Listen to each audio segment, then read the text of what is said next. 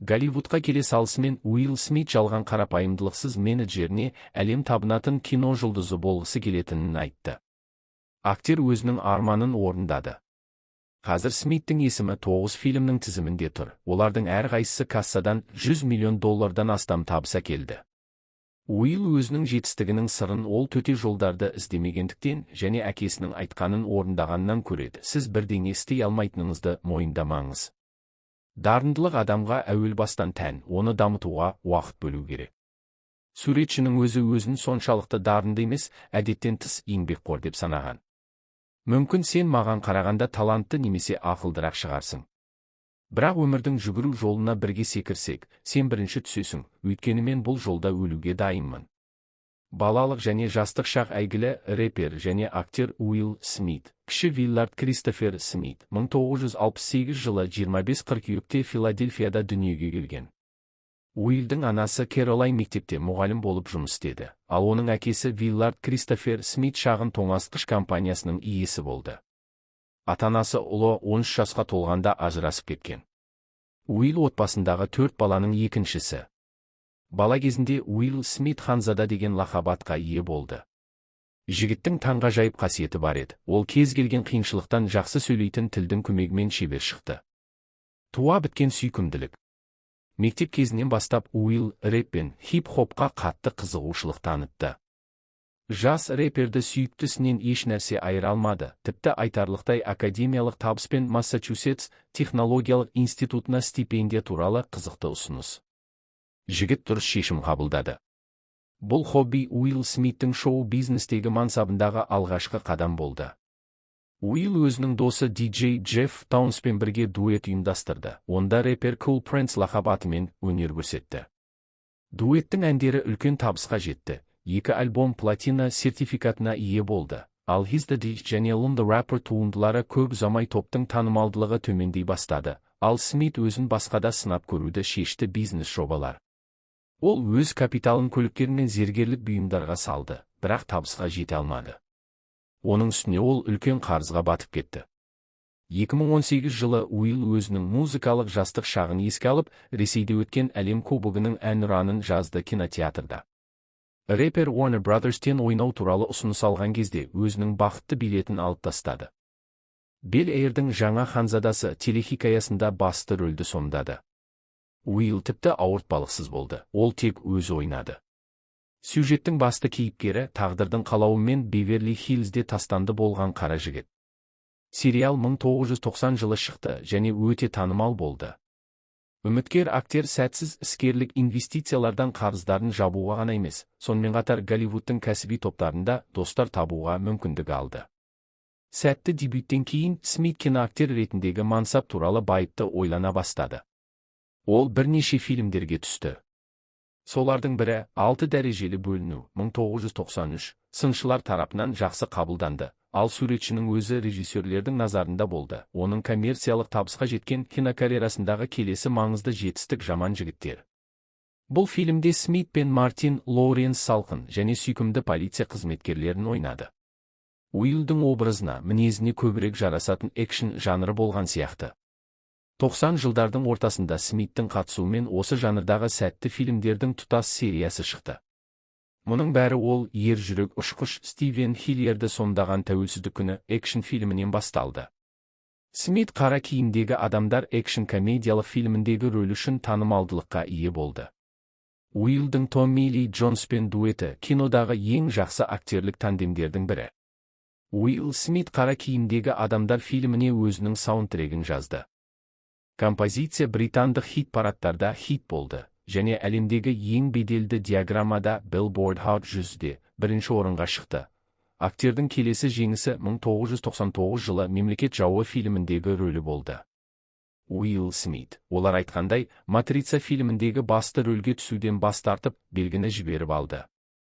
Смит батыстағы жабайы батыста ковбойды ойнауды таңдады. Фильм тіпті бюджетін өтей алмады. Сонымен қатар, ол жылдың ең нашар фильмі ретінде Алтын таңқурай анти жүлдесін алды. Қайтадан көмекке тек музыка келді. Фильмге Смит жазған саундтрек американдық хит-парадтардың жоғары қатарларын алды.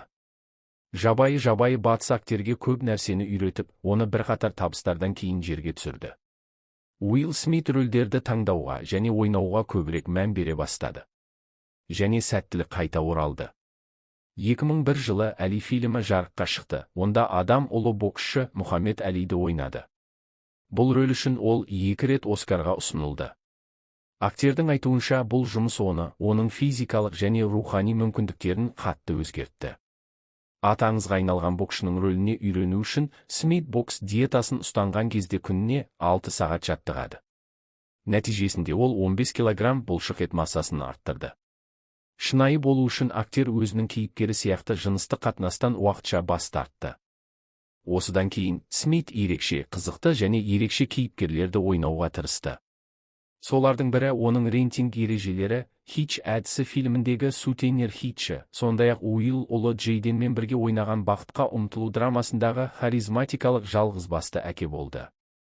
2000 жылдардың ортасында Уилл Смиттің шығармашылық өмірбаяны жаңа жеңістермен толықтырылды. Оның ішінде қара киімдегі адамдар 2, Bad Boys 2, All About Us және Close Walk 2004 сериялары суретшінің көрермендері мен жанкүйерлерін қуантты. Робот фильмімен ол басты рөлді сомдап $28 миллион табыс тапты. 2008 жылы Уилл Смит Forbes журналының ең көп төленетіндер тізімінде бірінші орында болды.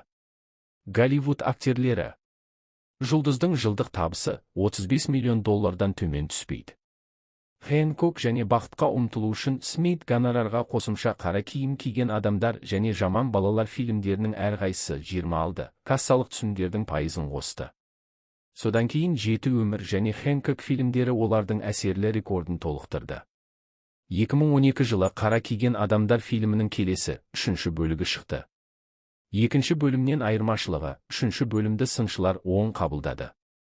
Бірақ жерден кейін фильміндегі келесі жұмыс үшін Смит 2-ші пландағы ең нашар актер номинациясында алтын таңқурай сыйлығын алды. Фильм кассада сәтсіздікке ұшырайды деп күтілді. Содан кейін Уилл сынақтан өтті. Есеңгіреп күйзеліс үстінде болды. Бұл сабақ болды және ертеңгі күннің қамынан арылуға жасалған қадам болды.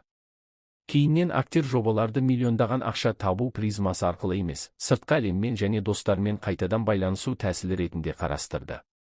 Ғасырдың 2-ші 10 жылдығының басында Уилл Смит Голливудтың ең көп ізденетін актерлерінің бірі болып қала берді.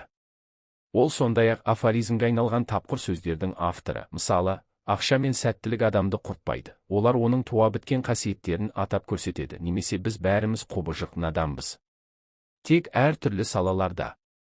2016 жылы «Елес сұлулық» фильмі жарық көрді. Смит фильмде табысты жарнама агенттігінің басшысы және қайтыс болған қызының әкесі рөлін ойнады. Оның кейіпкері өмірдің мәнін жоғалтты, ал достары оған көмектесуге тырысады. Смит отбасы 2016 жылы нағыз шығынға ұшырады. Актердің әкесі қайтыс болды. Фильмге келетін болсақ, актерлер құрамы мен терең философиялық мәніне қарамастан, киносыншылар бұл фильмді ең ынталы түрде бағаламады. Соңғы бірнеше жылда Уилл Смит 2 рет жас австралиялық актриса Марго Роббимен бірге фильмдерге түсті. Алдымен бұл фокус фильмі болды, содан кейін жұлдызды жұп шақырылды. Top Gear автомобильдері туралы хит бағдарламасының түсірілімі. Ал 2016 жылы өзін-өзі өлтірушілер отряды фильмі шықты. Фильм Торонтода үлкен көлемде түсірілді. Оқиғада үкімет зұлым адамдар тобын миссияға жібереді. Одан тірі оралу мүмкін емес. Смит фильмде өлтіруші рөлін сомдады және көптеген танымал әріптестері Брэд Питт, Леонардо Ди Каприо, Джонни Депп рөлге үйрену үшін актер шашын қырып, әскери базада атуды үйренуге мәжбүр болды.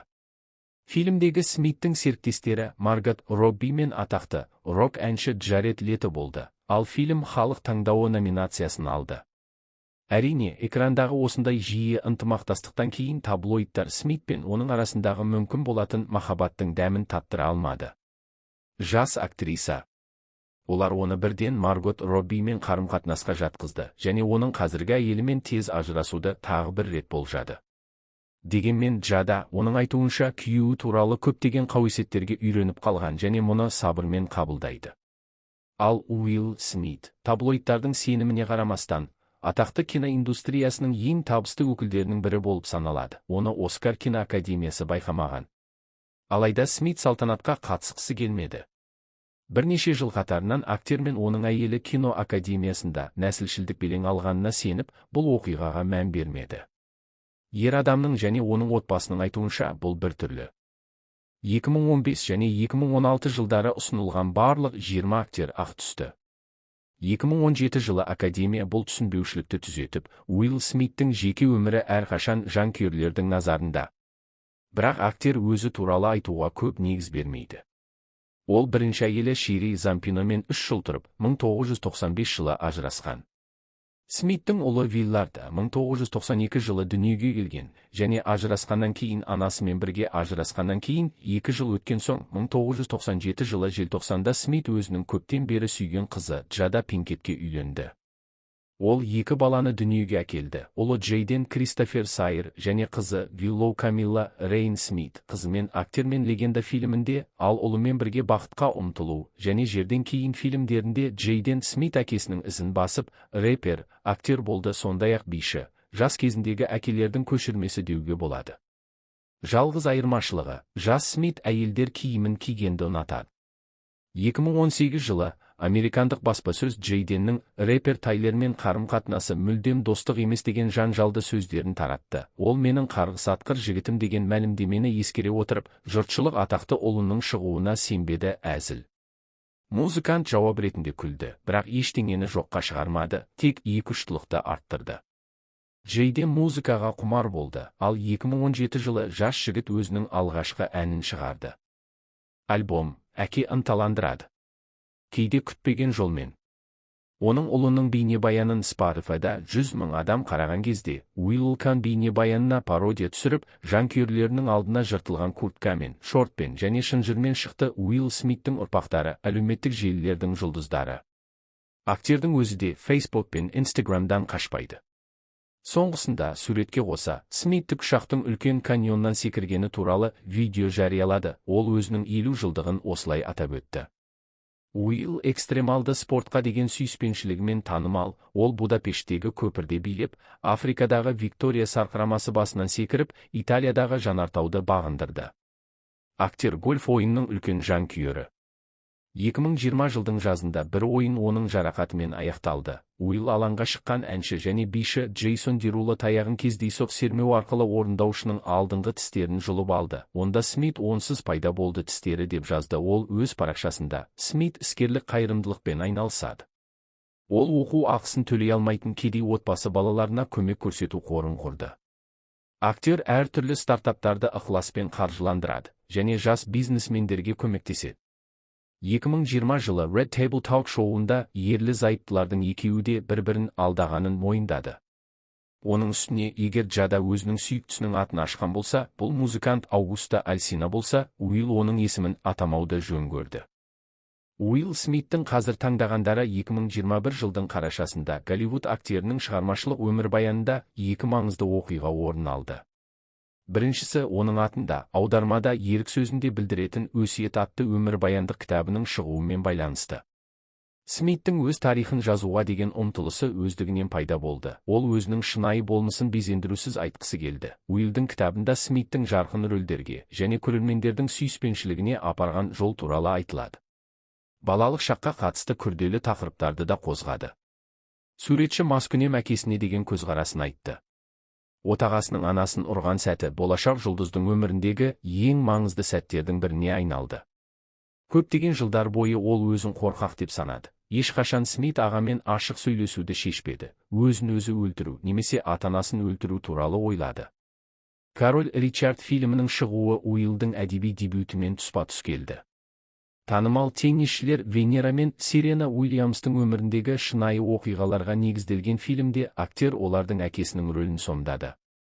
Бір қызығы, фильмді түсіруге спортшылардың өздері қатысып, премьерада көз жасын тыя алмады. Король Ричардтағы жұмысы үшін Смитке үздік ер адам рөлі номинациясында Оскар берілді. Крис Рок марапаттау рәсімі кезінде шашы туралы әзілдеді. Джада Пинкет Смит, аутоиммунды ауруға байланысты шашы тез түсіп жатқан. Осыдан кейін Уилл жүргізушіге жақындап, бетінен ұрған. Келесі күні Смит Роктан кешірім сұрап, жанжалдан кейін Уилл ақш кино өнері академиясының директорлар кеңесіне тыйым салды. Смит 10 жыл бойы оның іс-шараларына, сонымен қатар марапаттау рәсімдеріне қатысудан